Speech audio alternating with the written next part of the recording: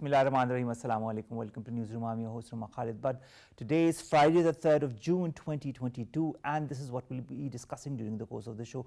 We'll begin, ladies and gentlemen, by the China-Pakistan economic corridor, the conspiracies that have been going around and are abound since quite some time to destabilize not only CPEC but the relationship that exists between Pakistan and the People's Republic of China. We'll also be talking about Pakistan's commitment towards this mega project and the hostile forces that are targeting the progress of CPEC. This is going to be our first segment. Our second segment of the day, ladies and gentlemen, concerns Israeli and Palestinians and how the Israelis continue to perpetrate barbarities on their Palestinian people. In the latest incident, a Palestinian has been shot in the occupied West Bank early on Thursday. He has been the third Palestinian to be killed in just over 24 hours period.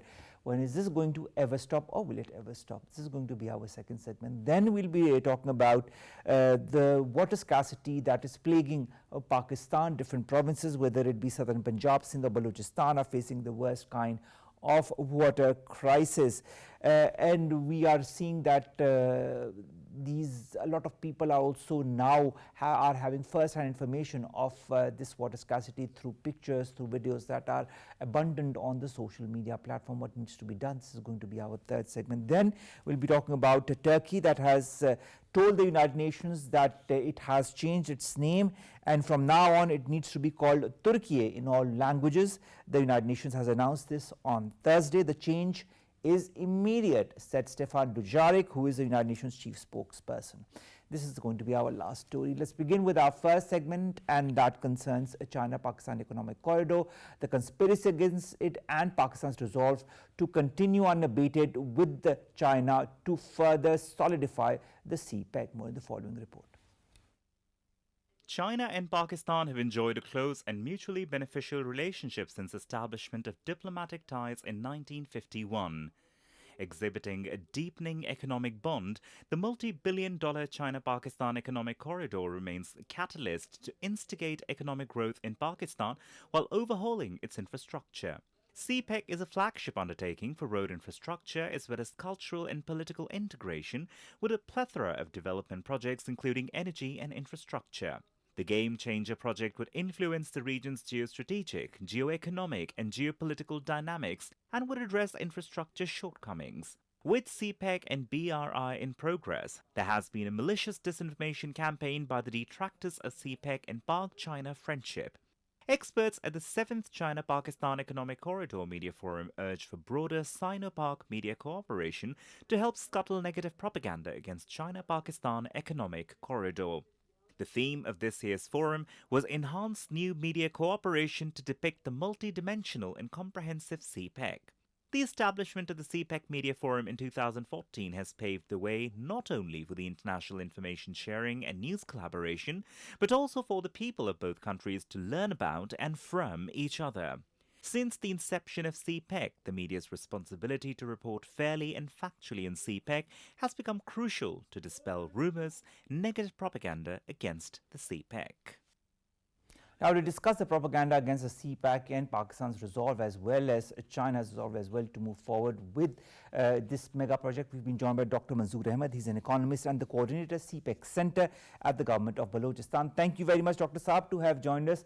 Dr. Saab, we have been learning of the different propaganda machinations by different sectors in the region and across to destabilize the China-Pakistan economic corridor. We have also been told by Senator Mushahid Hussain Sayyid Saab that in the last few years, the first phase of CPEC has been completed, wherein 75,000 people from Pakistan got jobs, 10,000 megawatts electricity added, and of course, infrastructure development, industrial development, and women empowerment has also happened. Despite that, do you feel that the second phase is going smoothly? Do you feel that now the powers that be are more adamant to destabilize the second phase of China-Pakistan economic corridor? Thank you so very much, Omar Saab. Am I audible? Yes, you are, sir.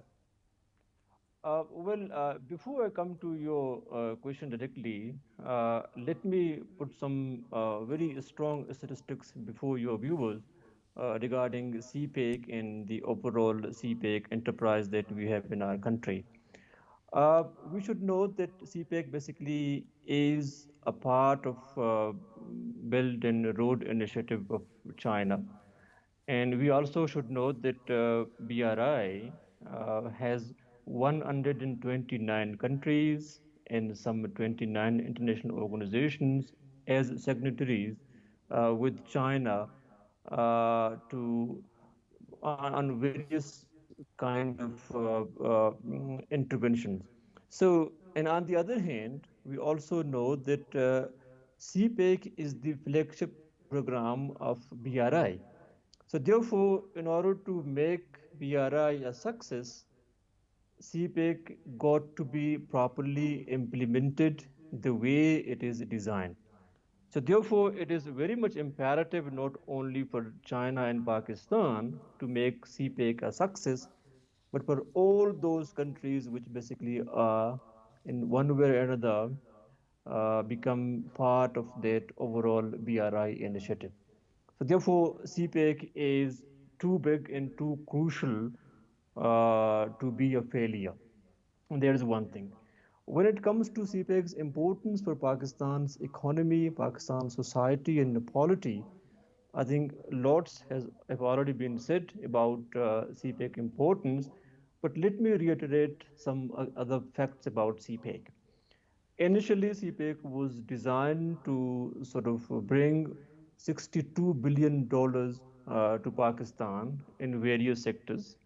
As you rightly mentioned, that there were two main phases of CPEC. The first phase was to build overall infrastructure for CPEC's second phase to take off. And that phase, more or less, is completed, whereby the power sector, basically, in the power sector, we have so many, power generating industries and units established. In the road sector, well, not all sort of projects are completed, but most of the projects are basically near to completion. And now, I think that Pakistan is ready to take off the second phase, which is the crucial phase of CPEC. And there is industrial cooperation, agriculture development, tourism, as well as trade promotion. And for that, we know that there are so many industrial parks and special economic zones to be established. Some of them basically are undergoing, some of them are in the pipe. So I would, and just to give this preamble, I wanted to say that I mean there are so many stakes entangled with the CPEC and CPEC projects. So therefore, no matter what comes up in between, Pakistan basically has a very strong resolve to sort of address all those issues, whatever come in between, to make CPEC a Dr. success. Manzoor, when we talk of destabilizing CPEC or slowing down the progress as far as the second phase of China-Pakistan economic corridor by certain sectors across the world is concerned, is it, in your point of view, part of what certain countries have been saying about containment of China? Is this part of this as well? Yes, I mean, there are two sort of things that I would like to say. First is All right. that CPEC has not slowed down. I mean, the first phase was a bit more visible in terms of its nature because the infrastructure projects were more visible than the soft component of CPEC, which is not as visible as it should be. And there has to be a proper sort of a campaign in order to sort of highlight the second phase projects of CPEC. And there is one thing. I mean, CPEC has not slowed down and particularly with the with this new incumbent government, but it has a strong resolve to make the second part success. Coming to your question directly about the containment of China from different quarters, I mean we know that the Quad agreement is very much active. In Quad, we know the USA, India, Australia, and Japan. These four countries are there. They would like to encircle China in certain ways. I mean, that basically, this encirclement, in my understanding, providing opportunities, certain opportunities to CPEC to be a success story. because CPEC is not important only in terms of its economics, but it's crucially important in terms of its geopolitics. And China would like to have a pivot in South Asia, and that pivot can be provided, through CPEC in Pakistan. So China also would like to see a geopolitical importance in CPEC, and that would be one of the things to sort of counter the Quad kind of a thing which is going on in order to encircle China in certain geopolitical ways. So I think the not only the economic importance of CPEC got to be underlined in relation to China and Chinese relationship, China-Pakistan relationship, but also the geopolitical importance of CPEC by providing a pivotal position, to China as a very weather-friendly country in Pakistan is also important, and that is too important for China to back off. Therefore, China, likewise Pakistan, has a very strong resolve to make CPEC a great success. All right, when you talk of CPEC and the resolve of Pakistan and China to make it a huge success, and we've seen that in the past few years as well, the way both the countries have been on one page as far as this mega project is concerned. When you look at the media across the world, especially on social media, there are divergent points of views as far as the China-Pakistan economic corridor is concerned. There is a deliberate attempt by certain quarters to give a false opinion on this mega project to the people. Do you feel in this whole context of propaganda, misinformation, fake news, how can both the countries, Pakistan and China, counter such attempts?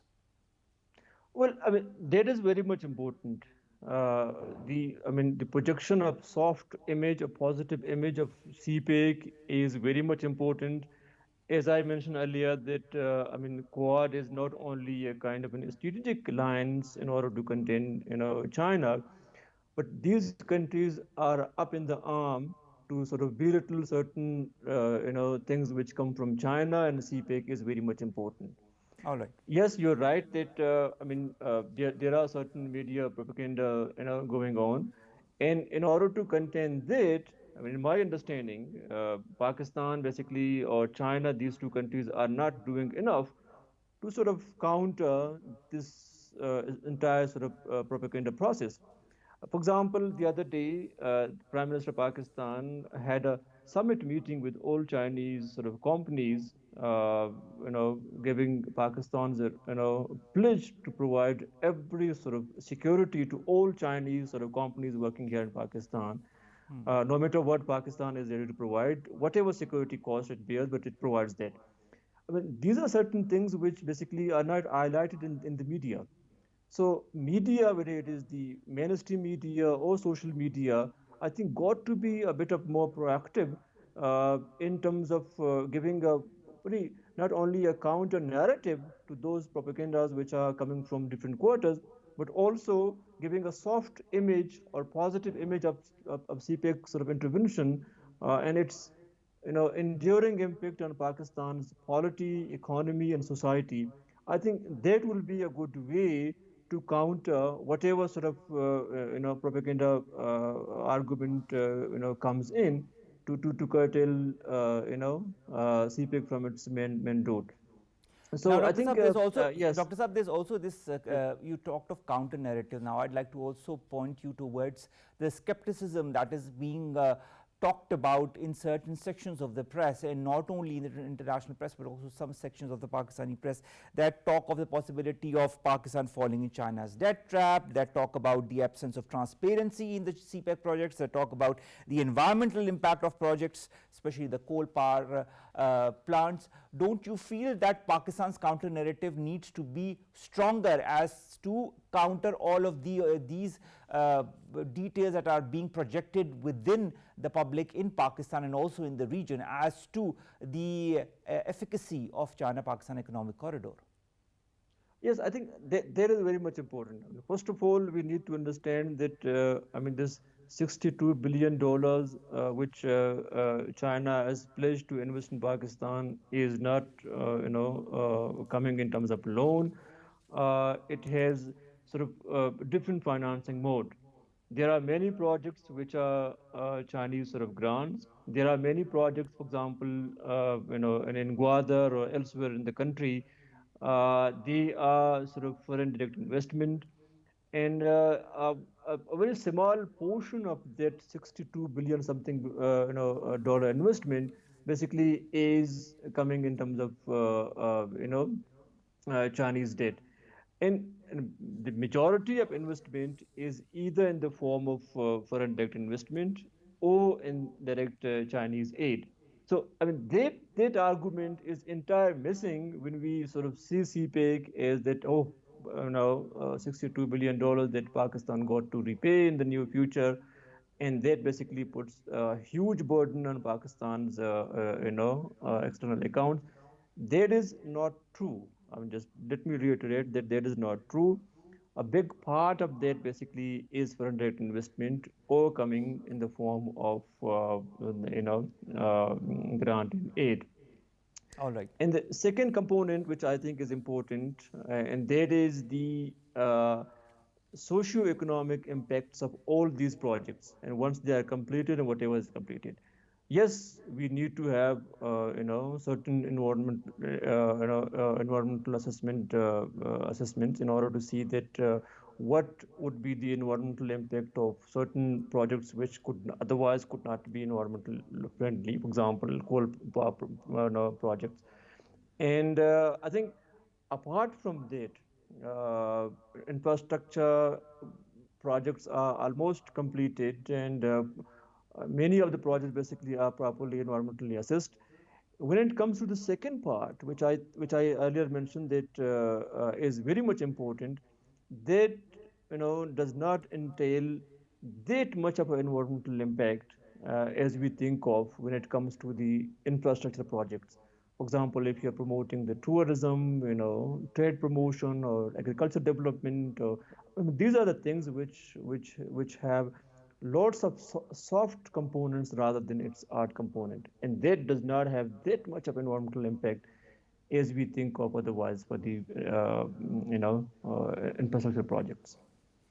Dr. Saab, do you feel that there is unity and mutual trust as far as both Pakistan and China are concerned? Because this is also another element that is being propagated a lot in certain sections of the social media, that there is not that much of unity or trust, especially in the wake of the recent events that have happened that have targeted Chinese workers. Do you feel that Pakistan and China understand each other and want to work together to thwart all such elements that are trying to destabilize their relationship one way or the other? Well, I think Chinese-Pakistan relationship is not a new sort of a chapter, and we have been all with a friend for the last many decades. And certain events, came in the future, in the past, and I mean, recently some of the incidents which took place, which otherwise, portrayed as certain hiccups to sort of, put some cold water on Pakistan-China relationship. I think when we look at the the summit level engagement between Pakistan and China, we see that there is a very strong resolve from both sides to continue, despite the fact certain sort of incidents take place time and again. And these things are not sort of make any rupture between the relationship of these two countries.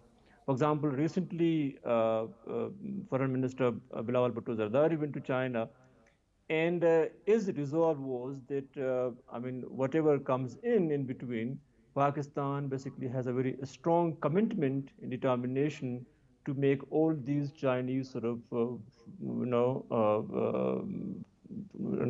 big projects in Pakistan success. Number one, and number two, not only in the context of CPEC, China-Pakistan relationship is important, but I mean our relationship basically is multifaceted. It has strategic, economic, political, and whatnot.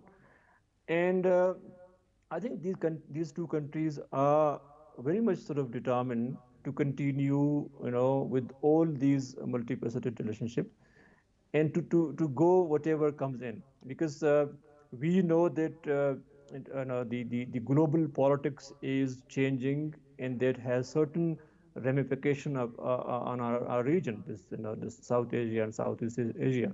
And these two countries are very much cognizant of this fact. So therefore, they are, I think, very much ready to face, whatever comes out from this new globally changing politics. And this is very much important. This put a kind of a litmus test for these two countries, and I think that Pakistan is very much ready to go with China on this new global sort of political remapping.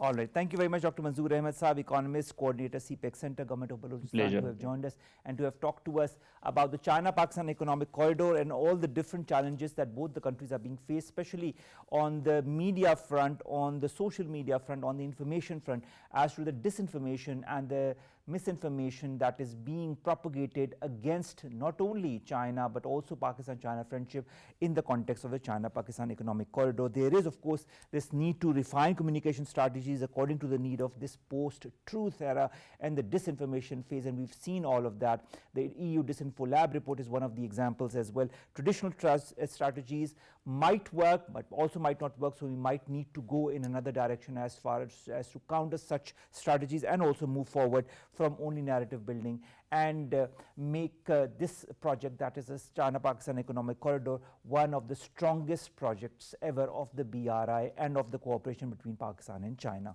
Our second segment, ladies and gentlemen, concerns Israel and Palestine, and of course what has been perpetrated by the Israeli authorities, by the Israeli forces inside of Palestine. In the latest incident, they have shot and killed a Palestinian in the occupied West Bank. On Thursday, he was the third Palestinian to be killed in the last 24 hours. The Israeli military has also said that forces that are operating in the Deshe refugee camp in the West Bank city of Bethlehem opened fire after being pelted with rocks and makeshift bombs.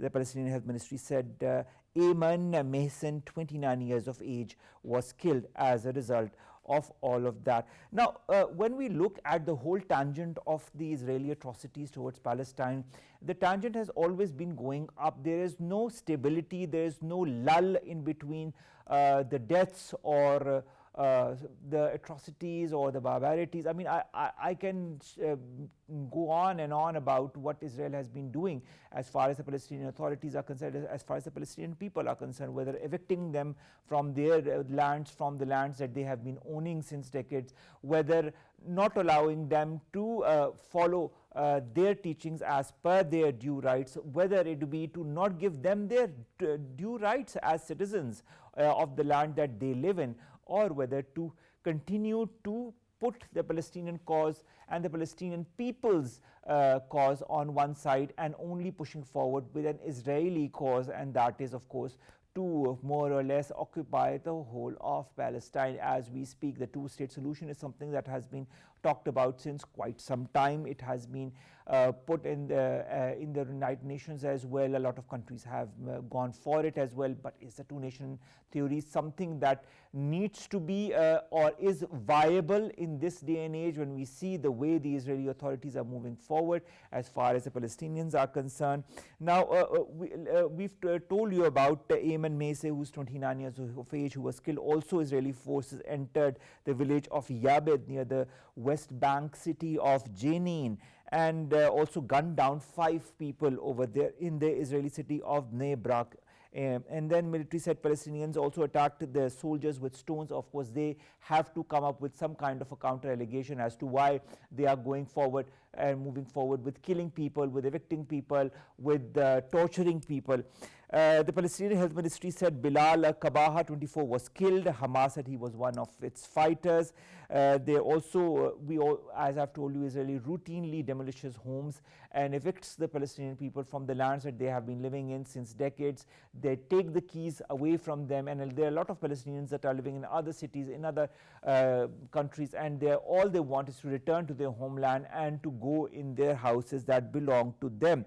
Palestinians and rights groups say this is all amounting to collective punishment, a collective punishment that they do not deserve, because Palestine, after all, is a land that was theirs, and slowly and steadily the Israelis are moving in and making more compounds for themselves, making more areas for their habitation, and putting Palestinians out of the areas that belong to them.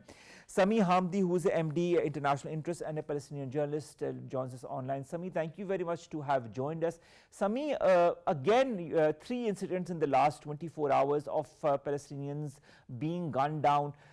Do you see any end to these atrocities? I mean, when will this ever stop?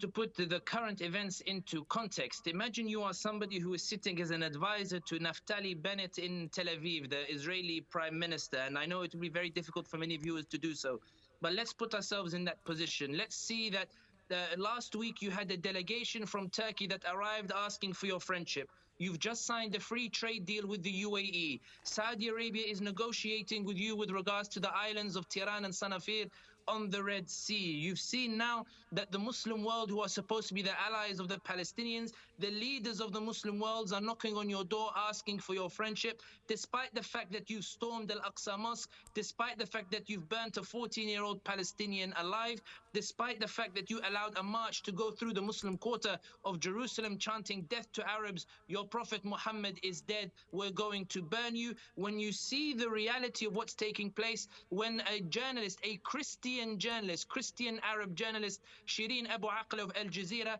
when she shot dead despite wearing a press vest, and an American citizen, she's an American citizen, when the reaction of the Americans is to say, we are sad and unfortunate, but our ties with Israel are ironclad. And when you compare that reaction to the way they reacted when the Russians killed the journalist, where the US described its horror at what took place, the reality is that Tel Aviv sees no incentive whatsoever to stop these atrocities. What Israel sees is the more it commits these atrocities, there is nobody to stand in its way. That it is killing the Palestinians and the Muslims are demanding friendship. That it is killing the Palestinians and the Americans are giving it a blanket impunity. That it is killing the Palestinians and it is seizing more land, and the international community is still trying to figure out, under a two-state solution, how to legitimize that theft of land into a state that it wants to call Israel. So the reality is, the direct answer to your question, when you ask how far will these atrocities go or when will they end, they will not end, because Israel has learned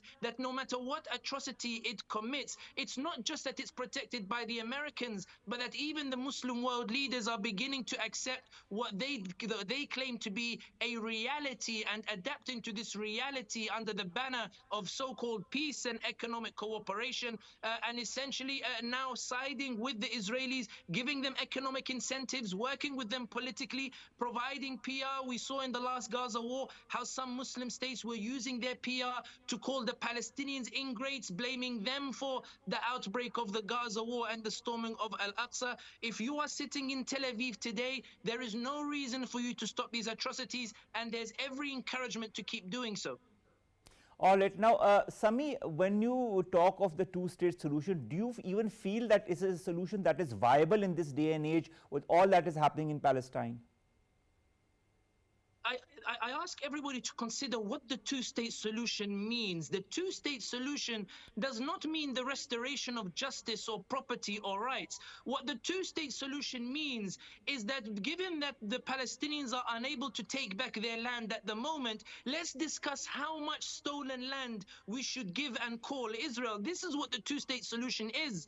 The two-state solution is about deciding how much theft we should make legal, as opposed to restoring the rights and justice of the Palestinians. And this is why the Israelis insist on the two-state solution, because when you start from the two-state solution, you start from the premise that the theft is legal. And this is why the Palestinians have been saying that they want a one-state solution where Jews and Muslims live side by side, where the Palestinians have equal rights. The reason the Israelis want the two-state solution and not the one-state solution is because they worry that if they give equal rights to the Palestinians, then the Palestinians will democratically defeat Israel. that the Palestinians as the majority will win control of the Knesset, the parliament, they will win control of the presidency, they will win control of the premiership, i.e. the prime minister. That's why Israel doesn't want to give rights to the Palestinians. Bernie Sanders, somebody who many people look up to, including myself, but in this one particular stance where he broke the hearts of many individuals, he was asked by Al Jazeera why he doesn't support one state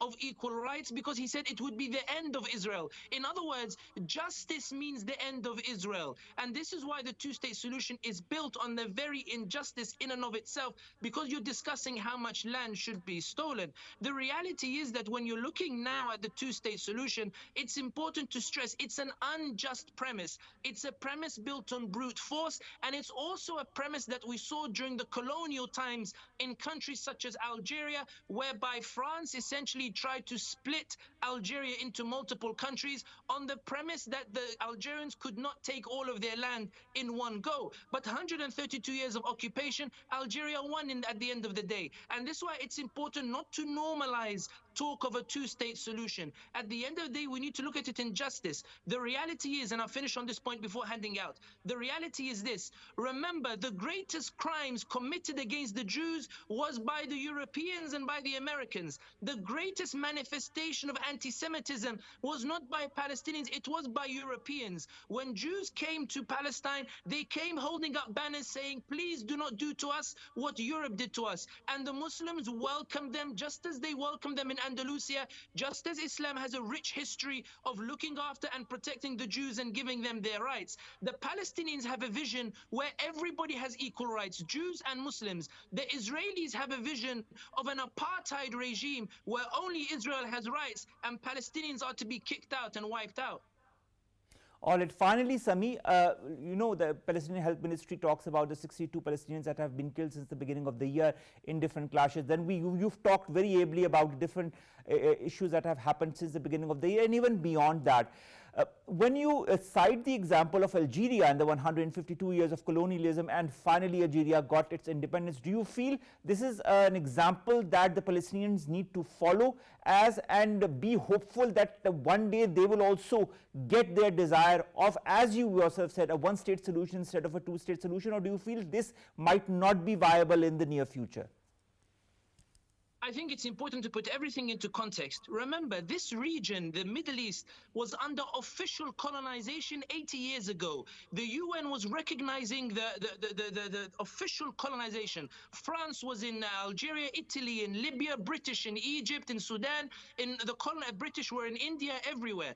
But the reality is that after came an independence movement in which we established statehood, but semi-colonization, i.e. the economies were dominated by former colonial powers, but official colonization was no longer possible. In other words, when you look at the situation today, even after the Arab Spring where authoritarianism is weakening, you can see progress, official colonization, semi-colonization, where now today we see words such as apartheid being used in Congress, apartheid being used by Amnesty, apartheid being used by Human Rights Watch, language that we didn't think was possible to be used just 1 year ago. Things are changing, things are moving in the direction towards freedom, even if we're seeing perhaps Israel appears strong. And it's important to remember that the darkest part of the morning is just before dawn. The idea being that even if it looks despair today, when you look at the overall picture of the past 80 years, colonialism is being destroyed one by one, block by block. And this is why I think that Palestine,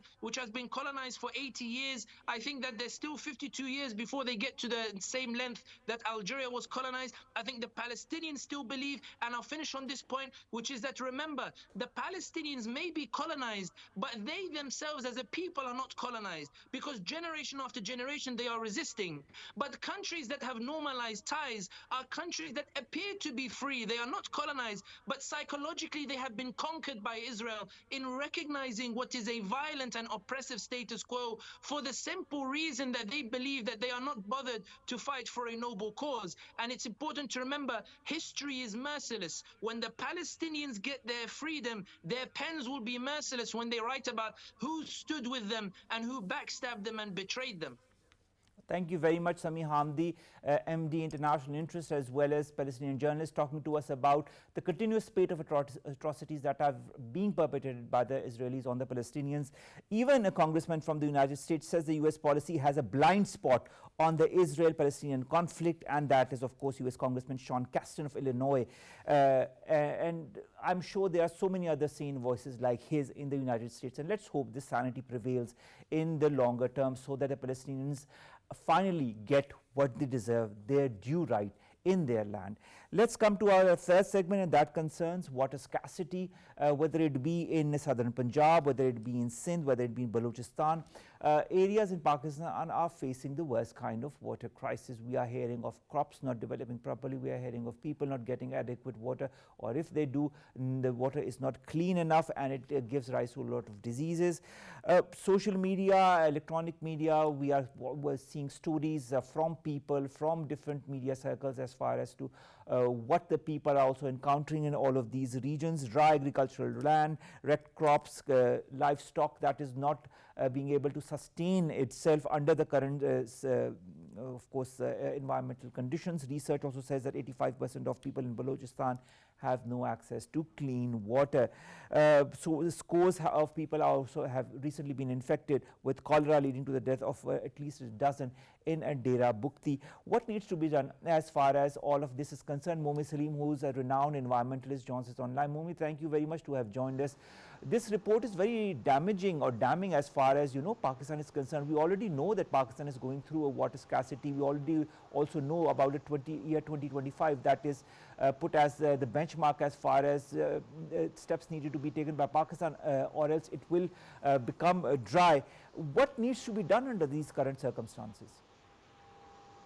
Thank you very much. And yes, as you rightly said, that Pakistan is going to go into absolute water scarcity by 2040. And Omar, to tell you the truth, this is not because of the lack of water resources. This is unfortunately primarily because of the lack of management.